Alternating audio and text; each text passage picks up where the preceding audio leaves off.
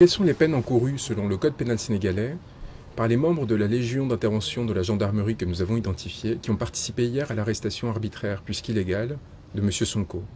Comment savons-nous d'abord que cette arrestation était arbitraire? Tout simplement parce que le ministre de l'Intérieur, Antoine Félix Diome, l'a admis dans une intervention à la télévision en indiquant qu'il ne s'agissait pas d'une arrestation, alors que les images le montrent clairement, mais d'un transfèrement décidé sans base légale et qui aurait été éventuellement expliqué, sinon justifié, et en tout cas en aucun cas fondé, par la découverte, une fois l'arrestation intervenue, donc, de billes et de lance-pierres dans la voiture de M. Sonko.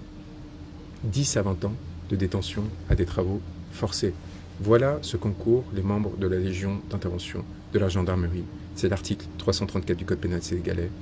Seront punis de la peine des travaux forcés à temps de 10 à 20 ans ceux qui, hors les cas où la loi ordonne de saisir les prévenus, auront arrêté le détenu. Mais ne nous en tenons pas là et regardons ce qu'encourent les membres des forces de sécurité qui aujourd'hui, sans mandat, sans instruction judiciaire, empêchent M. Sonko de circuler librement, de voir ses proches, ses avocats et les membres de sa formation politique. Article 110 du Code pénal sénégalais.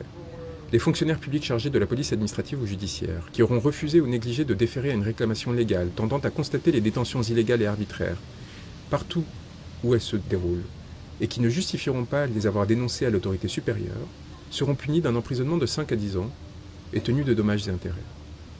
Seront également punis, article 113 de la dégradation civique, tous procureurs généraux, procureurs de la République, substituts, juges, officiers publics, qui auront retenu ou fait retenir un individu hors des lieux déterminés par le gouvernement ou par l'administration publique, sans qu'il ait été préalablement mis également en accusation.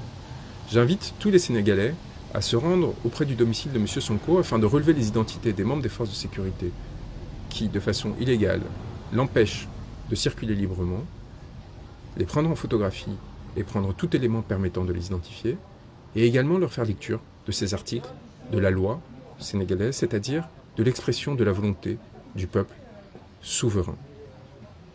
J'invite également le ministre de la Justice, qui a balayé d'un revers de main le travail que nous sommes en train d'effectuer concernant la Cour pénale internationale, à s'inquiéter de ce que son pouvoir ne perdurera pas, et que nous avons grande confiance dans le fait que bientôt, de nouvelles autorités politiques cherchant à mettre fin à l'impunité et aux exactions qui ont coûté la mort à des dizaines de manifestants au Sénégal depuis 2021, privant de leur liberté ou blessant des centaines, voire des milliers d'autres, et bien que ces efforts ne se tourneront pas seulement vers la Cour pénale internationale, nous avons de solides relais, mais également vers les juridictions nationales de l'ensemble de la CEDEAO et de l'Union européenne, et enfin, évidemment, lorsque la transition politique interviendra, au sein des juridictions locales.